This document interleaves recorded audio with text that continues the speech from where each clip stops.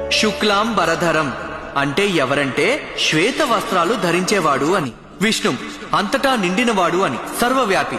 శశివర్ణం అంటే ఆయన వర్చస్సు చంద్రబింబం ప్రకాశం కంటే కాంతివంతమైనది అని. చతుర్భుజం అంటే 4 భుజాలున్నాయి అని. ప్రసన్నవదనం ఆయన మొహంలో దయ కరుణ ఉట్టిపడుతుంటాయి అని. ధ్యాయేత్ రండి వారిపైనే దృష్టి కేంద్రీకరిద్దాం. సర్వ విఘ్నోపశాంతయేత్ అంటే ఎవరంటే సమస్త దుఃఖాలను కష్టాలను విఘ్నాలను నివారించేవాడు అని. ఇక్కడ విష్ణువు అంటే అర్థం అంతటా ఉన్నవాడు అని. అన్ని చోట్ల ఉన్నాడు. ఇదే మహావిష్ణువు గురించి చెప్పారు, విఘ్నేశ్వరుడు గురించి చెప్పారు. అయితే ధ్యాయేత్ సర్వ విఘ్నోపశాంతయే దీనికి అర్థం ఏమిటంటే ఆయన్ని ఆరాధిస్తే సమస్త దుఃఖం కష్టం విపత్తులు ఆపదలు బాధలు ఆటంకాలకి కారణాలు తొలగిస్తాడు అని.